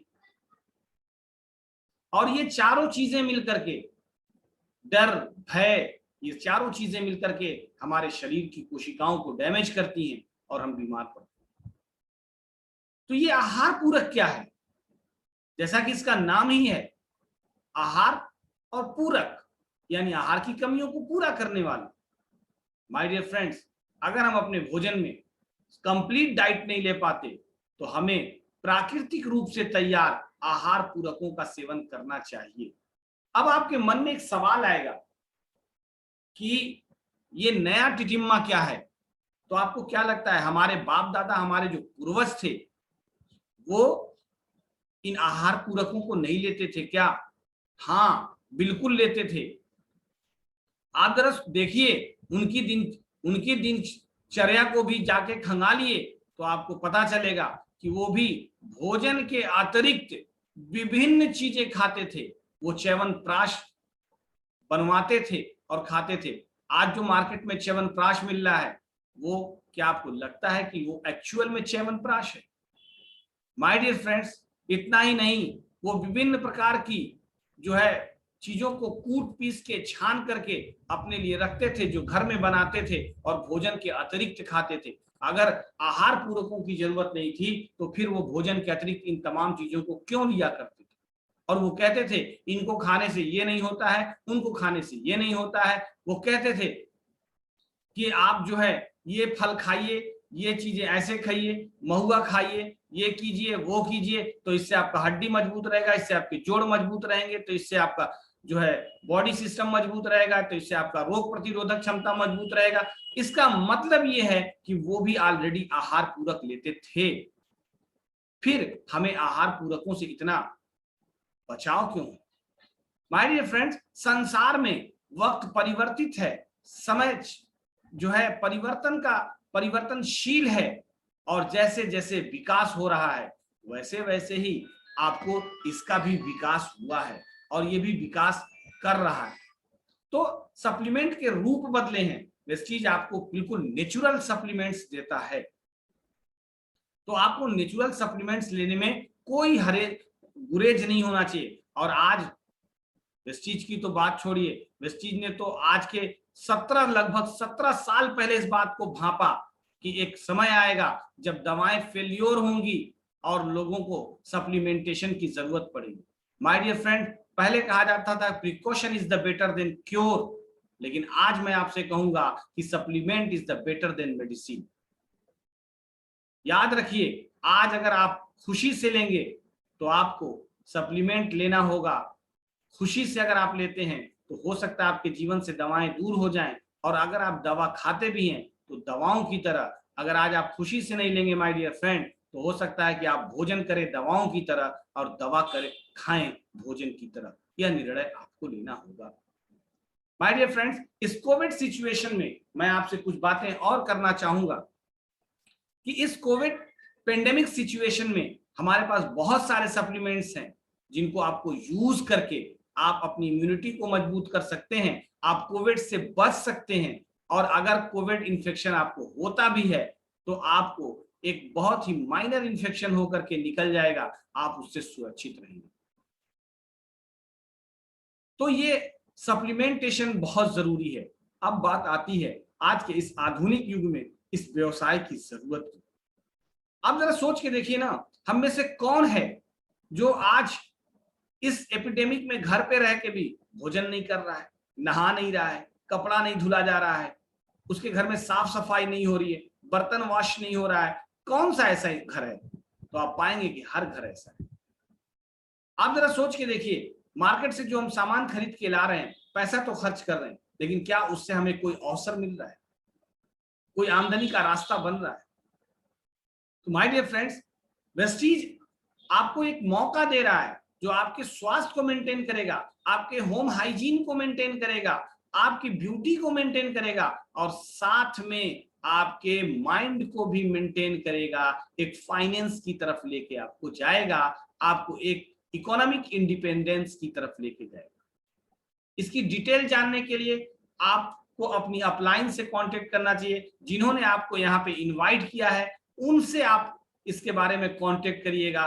निश्चित रूप से आपको इसके बारे में वो विस्तार पूर्वक इसके बारे में आपको और डिटेल करेंगे। और अगर आप में से किसी को कोई क्वेरी हो, किसी को कोई जानकारी और चाहिए, तो मैं भी आपके लिए उपलब्ध हूं। आप राम सर से या संतोष काटकर जी से या कमल जी से या मालती जी से या खुशबू से या बाबूराम जी से या शहनवाज से, इनमें से जिन लोगों से भी चाहें आप कांटेक्ट करिएगा। जिन्होंने आपको, जिसको बुलाया है वो आपको मेरा नंबर प्रोवाइड कर देंगे। अगर आप में से किसी को मेरा नंबर चाहिए तो आप डिमांड कर सकते हैं, मैं आपको अपना नंबर भी प्रोवाइड कर सकता हूं।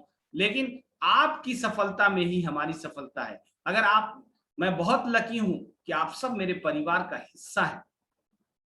मैं आप सबका तहे दिल से शुक्रगुजार हूं इसके लिए कि आपने वेस्टीज को चुना है।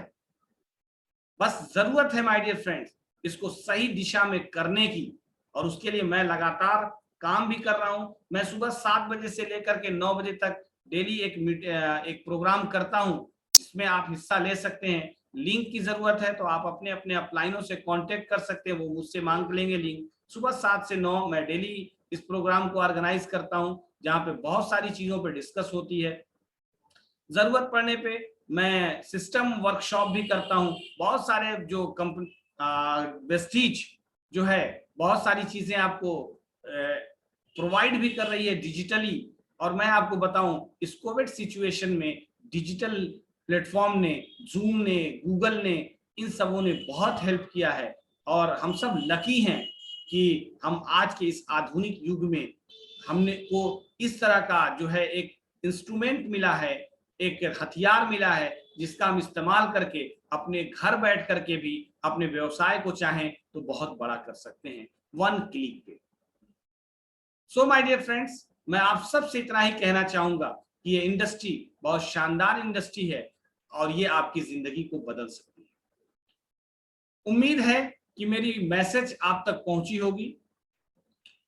चूंकि समय की बाध्यता है इसलिए मैं अपनी बात को यहीं पे रोकना चाहूंगा और वापस राम सर, संतोष काटकर जी और तमाम लोगों का थैंक्स कहना चाहूंगा तमाम लोगों को। और अगर राम सर किसी के कोई सवाल हैं, किसी भी तरह के कोई सवाल है सिस्टम को लेके या और कुछ लेकर के, तो आप सर पूछ सकते हैं। आप लोगों को इजाजत है। तो मैं अपनी बात को यहीं पे क्लोज करना चाहूंगा। Wish you well, thank you. Thank you very much sir, thank you very much. आपका बहुत बहुत शुक्रिया सर, तहे दिल से शुक्रिया सर। आपने इतना बढ़िया विजन दिया, इतना बढ़िया इंसाइट दिया हम सभी को इस बिजनेस के बारे में अपनी जर्नी के थ्रू। आपका बहुत आभार प्रकट करते हैं हम सभी लोग, हमारी पूरी team. Thank you very much sir. लेकिन मैं, जो भी दोस्त हमारे सुन रहे हैं, मैं चाहूंगा कि आपके कुछ सवाल है तो जरूर सर से पूछ के लीजिए, खुद को क्लियर करके लीजिए। क्योंकि सर आज से 8-9 या 10 साल पहले से बिजनेस में है, जब बहुत सारे चैलेंजेस थे, उस दौर से यहाँ के दौर तक वो उनकी जर्नी है, जब आज ये बिजनेस इतना आसान हो चुका है, जब हम घर पे बैठे बैठे कर सकते हैं, है ना। तो आपके मन में भी कोई ऐसी सवाल आ रही है तो आप पूछ सकते हैं। सर मेरा एक सवाल आपसे मैं जानना चाहता हूँ सर। मेरी आवाज आ रही है हाँ सर हाँ, आपको? बोलिए बोलिए राम सर बोलिए। हाँ सर, मैं ये कह रहा था कि आपने जब शुरू किया था बिजनेस में, इतने चैलेंजेस थे, प्रोडक्ट कम थे, आपको भी इतने चैलेंजेस थे, दूर दूर तक दुकानें नहीं होती थी। आपको कैसे इस चीज का विजन मिल गया, इतनी दूरदृष्टि कैसे आ गई कि बिजनेस इतना बड़ा हो सकता है? और जबकि आज लोग, थोड़े से चैलेंजेस होते हैं। कल मैंने किसी दोस्त को बोला कि अरे आपने पहली खरीदारी कर ली क्या? बोले सर दुकान तो बहुत दूर है। तो मैंने बोला कितना दूर है? तो वो बोले सर यहाँ से 4 किलोमीटर दूर है। तो मुझे अंदर ही अंदर बहुत हंसी आई। तो मैं बोला 4 किलोमीटर दूर है? अच्छा अच्छा, कोई बात नहीं, ऑनलाइन कर लो आप। तो मैं ये कहना चाहता कि आज थोड़े से चैलेंजेस और थोड़े से ये फेस करके लोग इतने सारी बातें कहते हैं, और कई कई लोग तो लालच में आके बिजनेस भी छोड़ के चले जाते हैं, या इनएक्टिव हो जाते हैं। तो इसके बारे में आपका क्या कहना है सर? हाँ सर, देखिए सबसे पहली चीज है हम्म। कि मेरा कारण बड़ा स्पष्ट था, ओके। और मेरा जो कारण था इस काम को करने का, वो इन चैलेंजेस से कहीं बड़ा था। बिल्कुल सही, हाँ करेक्ट। मैं आपसे एक सवाल पूछ रहा हूं, आप सबसे ये बात पूछ रहा हूं, आप सब बाप बनेंगे, कुछ बाप होंगे, उनके पास एक बेटी है, और वो बेटी अब धीरे धीरे पढ़ लिख के बड़ी हो गई है, आपको उसकी शादी करनी है। आप पुणे में हैं और कोई बताता है कि मुंबई में एक लड़का है,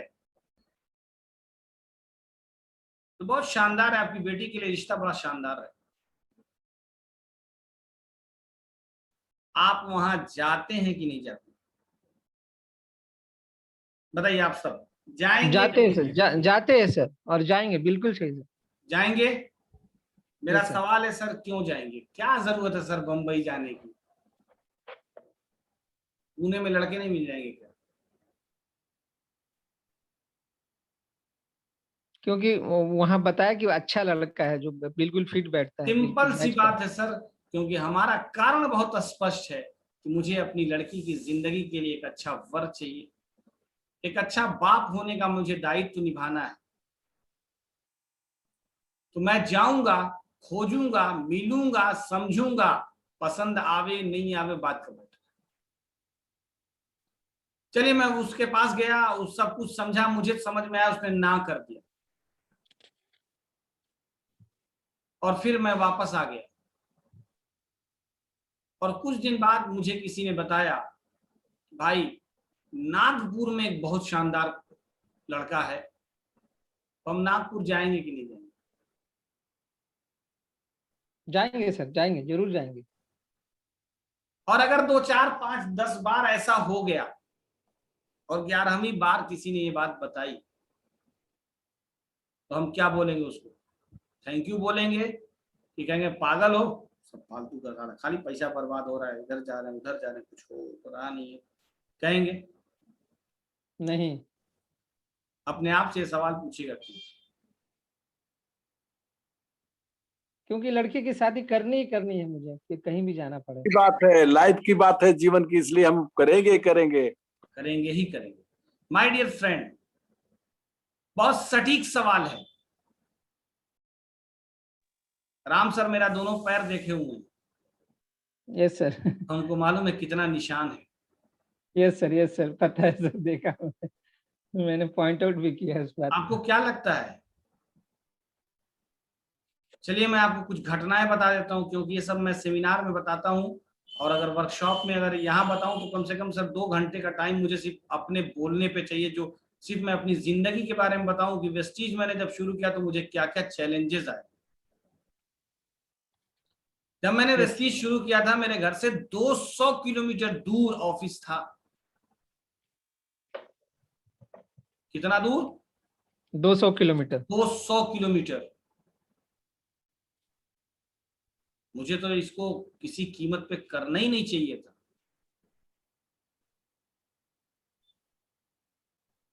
प्रोडक्ट लाने में 24 घंटे लग जाते थे, तब जाके प्रोडक्ट वापस मेरे घर आ पाता था। अभी बाइक अगर मैं गया तब, और कुरियर से आने में 10-10 दिन लग जाते थे। माय डियर सर, जरा आप सब सोच के देखिए कि क्या हम यहाँ प्रोडक्ट यूज करने के मकसद से आए थे, या हम यहाँ अपनी जिंदगी बदलने आए थे।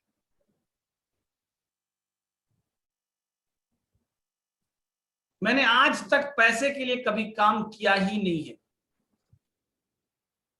पहले मैं काम इसलिए करता था कि मैं अपनी मां के सामने प्रूव कर पाऊं। बाय गॉड बता रहा हूं, पहले साल मैंने काम सिर्फ इसीलिए किया था कि मुझे प्रूव करना है कि ये इंडस्ट्री काम करती है। मुझे नहीं पता था इस इंडस्ट्री में क्या होता है क्या नहीं होता है, बिल्कुल क्लियर कट बात बता रहा हूं, क्योंकि मैं देख नहीं सकता था। लेकिन मैंने उसको एक बात बोली थी कि मुझे 365 दिन का टाइम चाहिए, और अगर मैं आपका बेटा हूं तो मैं प्रूव करूंगा ये इंडस्ट्री काम करती है, मैं इस इंडस्ट्री में सफल हो सकता हूं। और उसने भी मुझको चैलेंज किया था कि जा, तो तुझे आज के बाद 1 रुपया नहीं मिलेगा। और वो दिन और आज का दिन मैंने अपने परिवार से कभी 1 रुपया खर्चे के लिए लिया नहीं है। 1 रुपया दिया जरूर दूंगा। तो सवाल इस बात का, मुझे पहला साल जो था, मैं पहला साल पैसा कमाने आया ही नहीं था, क्योंकि इंस्टीट्यूट में 12 लाख रुपए मेरे ऊपर कर्ज हो गए थे। मेरा मकसद पैसा कमाना था ही नहीं, मेरा मकसद था अपने डिसीजन को प्रूव करना कि हाँ मैंने जो डिसीजन लिया वो सही। और पहले साल में मैंने 2,70,000 रुपए कमाए थे। और मेरी मम्मा हर महीने पैसा आता था और हर महीने यही बात पूछती थी, अच्छा अगले महीने भी आएगा कि नहीं। 1 साल तक वो यही बात पूछती थी कि अच्छा इस महीने तो आगे, अगले महीने आएगा कि नहीं। और मैं कहता था ऑफ कोर्स मम्मा आएगा, क्यों परेशान है। तो लोग कहते हैं, मैंने कहा लोग कहने दीजिए। और तब मैं उनसे कहता था कि मम्मा कुछ तो लोग कहेंगे, लोगों का काम है कहना। मैंने कहा मम्मा जब मेरी आंख ठीक थी तब भी लोग कहते थे, मेरी आंख खराब हुई थी तब भी लोग कहते थे, आज मैं काम कर रहा हूं तब भी लोग कह रहे हैं, मैं फेल हो जाऊंगा तब भी लोग कहेंगे, और अगर मम्मा मैं सक्सेस हो गया ना तब भी लोग कहेंगे। और तब मैंने उनको एक कहानी सुनाई थी, और तब उन्होंने मुझसे पूछा था आजकल तो बड़ी लंबी लंबी कहानियां सुनाने लगे हो।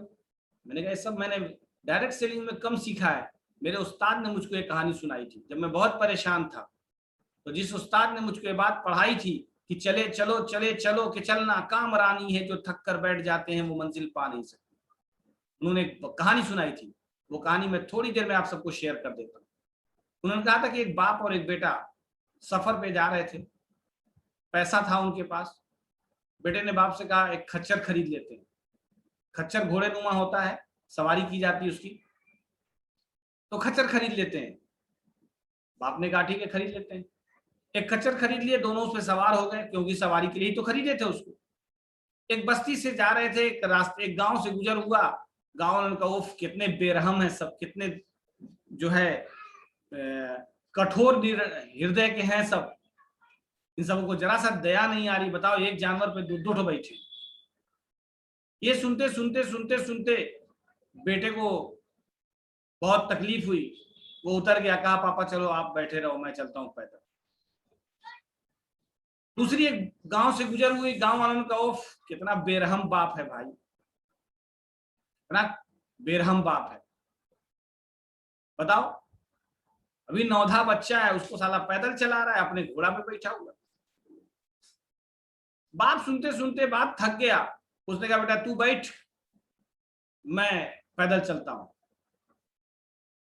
जब वो पैदल चलने लगा, आगे बढ़ा, तो गांव वालों से मुलाकात हुई। कुछ गांव वालों, एक और गांव वाले मिले, उनका वो कितना कमीना बच्चा है, अरे इसे बच्चे से तो बिना बच्चे के होना ठीक है। जरा सा इसको सोच नहीं है कि बाप अधेड़ उम्र का हो गया है, अभी ये जवानी की तरफ बढ़ रहा है, साला अपने घोड़े पे बैठा हुआ है, बाप को पैदल चला। बेटा सुनते सुनते थक गया, उसने कहा पापा मैं भी उतर जाता हूं। उतर गया। अब दोनों पैदल चलने लगे और घोड़े से गुजर रहे थे, घोड़ा लिए हुए थे, खच्चर लिए हुए थे। एक बस्ती से गुजरे, एक गांव वालों ने कहना शुरू किया, ओ कितने बड़े मूर्ख हैं साले, बेवकूफों को जरा सा बुद्धि नहीं है कि घोड़ा रहते दोनों पैदल चलो। और तब मेरे उस्ताद ने पूछा था, बता बेटा वो चारों में से क्या करते? अरे पहले जहां से शुरू हुए थे वहीं आके गांव वाले फिर कहना शुरू कर दी। मैंने कहा उस्ताद समझ में आ गया मुझको। कहा क्या समझ में आया? मैंने कहा उस्ताद मुझे जो करना है वो करते रहना, किसी की सुनना नहीं। कहा जा बेटा। तो एक बात तो मुझे समझ में आ गई थी कि लोग तो कहेंगे, लोग तब भी कहते थे कि वो देखो अंधा है, लोग आज भी कहते हैं वो देखो अंधा है। फर्क इतना है कि तब लोग कहते थे ताना के हिसाब से, तब लोग देखते थे बेचारगी वाली नजर से, आज लोग देखते हैं एक उदाहरण की नजर से। अब ये तय आपको करना है कि आप उदाहरण बनना चाहते हैं या आप एक दया वाली जिंदगी जीना चाहते हैं। बिल्कुल बिल्कुल सही सर, बिल्कुल सही। Thank you sir, thank you very much. मेरे दोस्त जो भी सुन रहे हैं, मैं उनको कहना चाहूंगा कि अगर आपके कुछ सवाल है जो सर से पूछना चाहते हैं तो आप चैट में लिख सकते हैं, या अपना माइक ऑन करके ओपन करके आप बोल सकते हैं सर से आपके सवाल।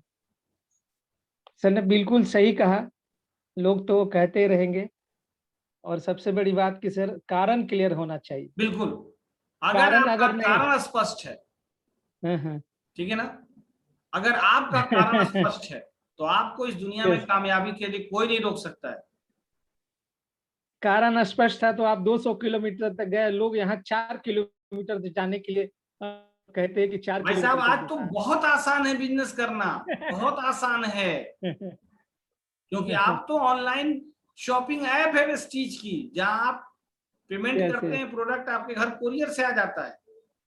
चलिए, रिजवाना मैडम कुछ सवाल पूछना चाहती है। रिजवाना मैडम आप पूछ सकते हैं, उन्होंने हैंड रेज किया है। हाँ मैम, आप अपना माइक अनम्यूट कर सकती हैं प्लीज। रिजवाना मैडम मेरी आवाज आ रही है आपको? हेलो, आप अलाउड हैं, आप अपना माइक अनम्यूट कर सकती हैं।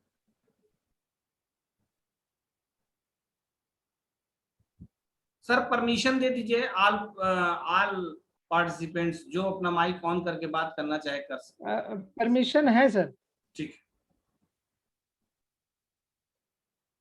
हेलो, रिजवाना मैडम को मेरी आवाज आ रही है? हेलो,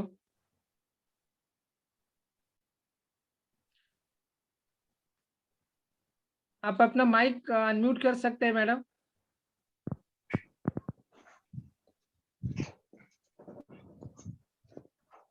हेलो, चलिए ठीक है, मेरी हो आवाज शायद सकता है उन उनको तक आवाज नहीं पहुंच रही। चलिए, एनीबडी एल्स? किसी का कोई और सवाल है किसी से रिलेटेड, सिस्टम से, प्रोडक्ट से रिलेटेड कोई भी सवाल है, डायरेक्ट सेलिंग को लेकर के भी कोई सवाल है, आप पूछ सकते हैं।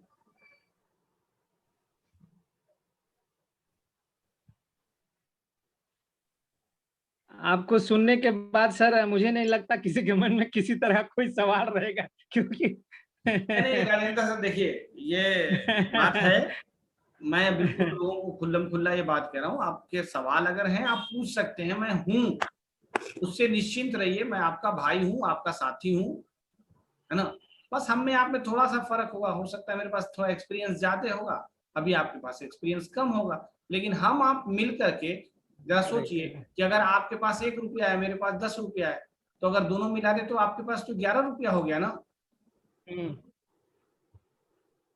सही बात है, सही बात है। आप इसकी चिंता मत करिए, हम सब मिलकर के एक दूसरे के जीवन को बदलने के लिए यही तो तैयार हैं। जरा आप सोच के देखिए, इससे बढ़िया कहाँ मिलेगा। कौन आपकी दुकान पे आपको सिखाने आता है, कौन आपकी डिस्पेंसरी में आपको सिखाने आता है। बिल्कुल। तो यहाँ तो हम सब मिलके एक दूसरे के जीवन। Vikas Kamble. Yes sir, hello. Vikas sir, आपने हैंड रेज किया है, मेरी आवाज जा रही है आपको? यस सर, आ रही है सर। हेलो, मेरी आवाज आ रही है सर? हेलो। तो हाँ आ रही है। पूछिए, आपके कोई सवाल है तो सर से आप पूछ सकते हैं। हाँ सर, ईशा सर से मेरा एक सवाल है। हेलो। हाँ जी सर। हाँ पूछिए आवाज। हाँ सर, एक अगले 10-15 साल में डायरेक्ट सेलिंग कंपनी का फ्यूचर क्या हो सकता है? मतलब सर देखिए विकास जी, एक चीज कंठस्थ याद रखिएगा, ये चीज आप ठोक के नोट कर लीजिए कि ये सर्वे मैं आपको अपना नहीं बता रहा हूं, ये वर्ल्ड के अच्छी अच्छी सिनेरियो का सर्वे है। फिक्की और केएमपी जैसी संस्थाओं ने ये बात कह दिया है कि 2025 तक ये इंडस्ट्री 64,500 करोड़ रुपए की इंडस्ट्री बनने वाली है। हिंदुस्तान की सिनेरियो में मैं बात कर रहा हूं। विकास जी, इसके अलावा मैं आपको एक बात और कहूंगा, ये टिगर एज 5 है। क्योंकि मैं इसके विश्लेषण पे नहीं जाऊंगा क्योंकि एक लंबा सब्जेक्ट है। टिगर एज 1, टिगर एज 2, टिगर एज 3, टिगर एज 4। अभी जो 1970 से 2020 का सिनेरियो खत्म हुआ है, ये टिगर एज 4 में था, और अभी 2021 में हमने कदम रखा है, ये टिगर एज 5 है। और टिगर एज 4 और टिगर एज 5 के जो बीच का ये वक्त है ना, ये बड़ा खतरनाक वक्त है। इसमें बहुत सारी टेक्नोलॉजी नई आएगी, बहुत सारी पुरानी टेक्नोलॉजी ध्वस्त हो जाएगी। डायरेक्ट सेलिंग के बारे में मैं आपको एक बात दावे के साथ, भरोसे के साथ, विश्वास के साथ और तमाम रिसर्चेस के आधार पे ये बात कह रहा हूं कि आने वाले वक्त में इंसान को डायरेक्ट सेलिंग करना मजबूरी बन जाएगी। लोग मजबूर होकर डायरेक्ट सेलिंग करेंगे। और ठीक उसी प्रकार जिस प्रकार आज LIC करने के लिए आपको IRDA का एग्जाम देना पड़ता है, ठीक उसी प्रकार आने वाले वक्त में आपको डायरेक्ट सेलिंग करने के लिए भी एग्जाम देना पड़ेगा। Yes sir, yes sir. और जो लोग आज इस इंडस्ट्री को अपनाते हैं, तो मैं आपको इसका एक एग्जाम्पल से इस बात को समझाना चाहूंगा। आपके शहर में 3 MBBS डॉक्टर हो, एक डॉक्टर अभी नया आया है, और एक डॉक्टर 5 साल पुराना है, और एक डॉक्टर के पास 10 साल का एक्सपीरियंस है। आपको कोई प्रॉब्लम आएगी, आप किस डॉक्टर के पास जाना पसंद करेंगे?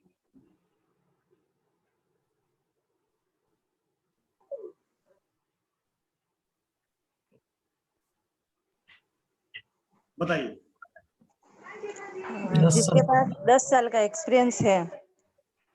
सिंपल सी बात है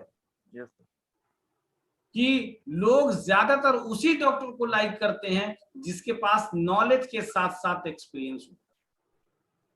विकास जी, ये इंडस्ट्री सीखने वाली इंडस्ट्री है। अगर आज आप सीखना शुरू करते हैं ना, तो आज के 5 साल बाद लोग आपके पास आएंगे और आपसे कहेंगे मुझे इस इंडस्ट्री के बारे में बताइए। क्योंकि अभी हम प्रोस्पेक्ट खोजते हैं, डाउनलाइन खोजते हैं, सही है, लेकिन याद रखिएगा विदेशों के अंदर ये हो रहा है कि हम प्रोस्पेक्ट तो खोजते ही हैं, लेकिन प्रोस्पेक्ट हमको भी खोजता है। हम उसके पास जाते हैं ना, तो वो हमको भी तौलता है कि पहले हम देख रहे हैं इनके साथ जुड़ेंगे तो ये हमको सही में हमारा जो है रास्ता दिखा पाएंगे कि नहीं दिखा पाएंगे। तो वो हमको भी देखता है, हमको भी चेक करता है। और आज के डेट में ये इंडस्ट्री फॉरेन के अंदर अपलाइन खोजने का भी काम कर रही है। जैसे हम डाउनलाइन खोजते हैं तो डाउनलाइन से हम मिलते हैं तो वो हमको भी खोजता है कि एक्चुअल में ये हमारी अपलाइन बनने के लायक है कि नहीं, और वो दिन हिंदुस्तान में भी आएगा। आप जरा सोच के देखिए 2025 तक अगर 64,500 करोड़ रुपए की अगर ये इंडस्ट्री है और वेस्टीज का लक्ष्य है कि 20,000 करोड़ रुपए का टर्नओवर 2025 तक करना है, तो 1/3 टर्नओवर अकेले हमारा है कि नहीं, अकेले हमारा है कि नहीं भाई विकास जी? यस सर, बिल्कुल सर। 2030 तक यह इंडस्ट्री कई गुना मल्टीप्लाई कर जाएगी। और आपको यकीन होना चाहिए, यकीन कीजिए, क्योंकि फॉरेन में बहुत सारे ऐसे लोग हैं जिनके पास इस इंडस्ट्री की बदौलत अपना प्राइवेट जेट है, इस इंडस्ट्री की बदौलत अपना प्राइवेट आइसलैंड है, मडलैंड है, अपना प्राइवेट जो है उनके पास एयरवेज है। आप जरा सोच के देखिए, हिंदुस्तान में भी वो दिन आएगा जब डायरेक्ट सेलर अपने चॉपर से चलेंगे, अपने जेट से चलेंगे, आएगा वो दिन। और उस समय में बहुत समय नहीं है, वो अगले 10 साल में। बिल्कुल बिल्कुल सही सर, बिल्कुल सही।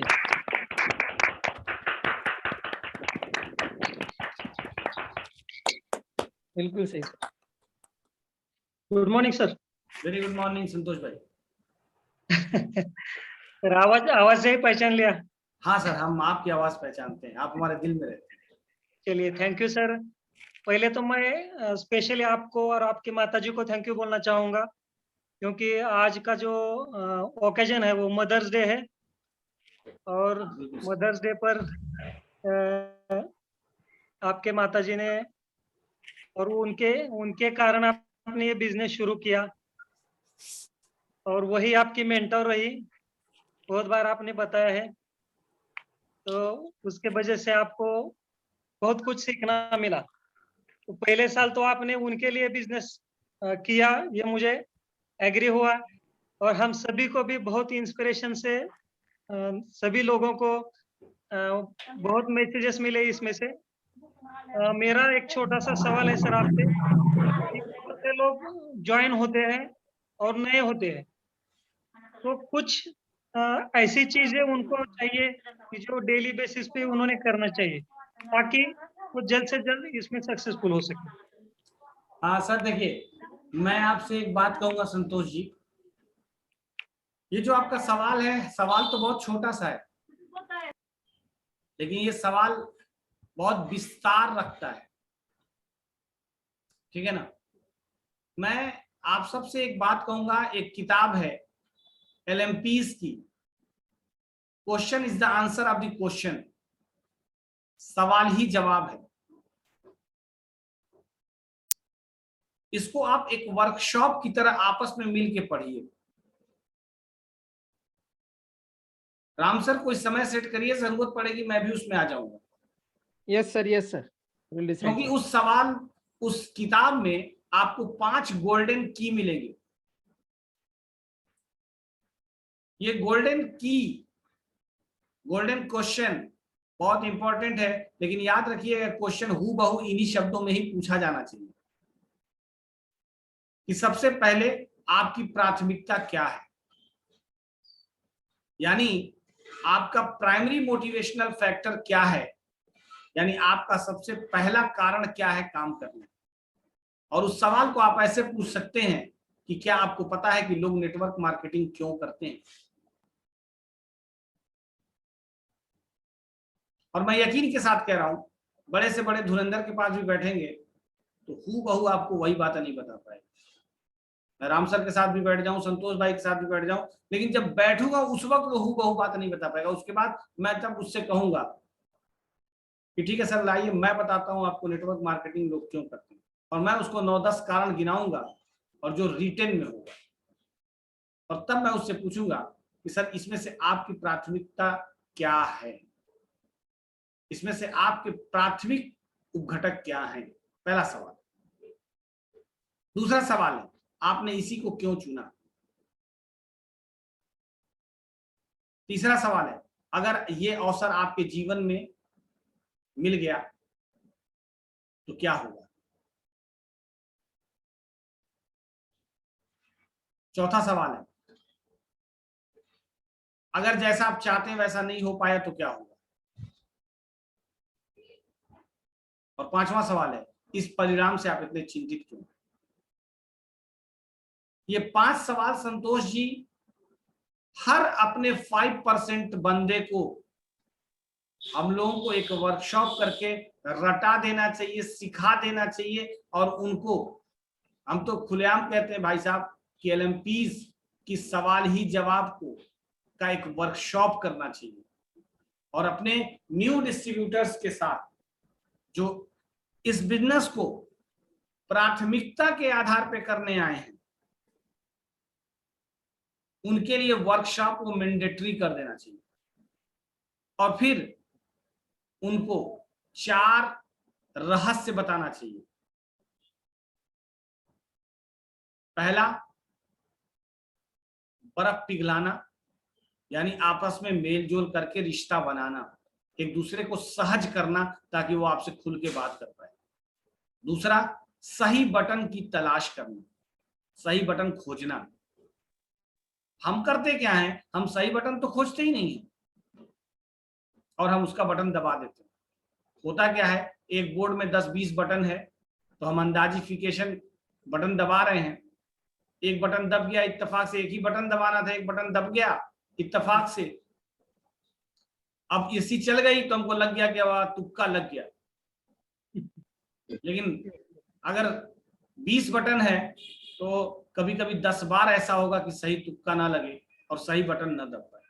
तो सबसे पहला इंपॉर्टेंट पॉइंट था कि बर्फ पिघलाएं। दूसरा इंपॉर्टेंट पॉइंट है कि सही बटन खोजें। और फिर तीसरा है कि सही बटन दबाएं। खोज लिया आपने, तब उसको दबाइए, सही बटन दबाएं। और फिर चौथा है परिणाम हासिल करें। अगर ये रूल्स को आप फॉलो करेंगे तो आप सबकी जिंदगी में बदलाव आएगा, ये गारंटी है।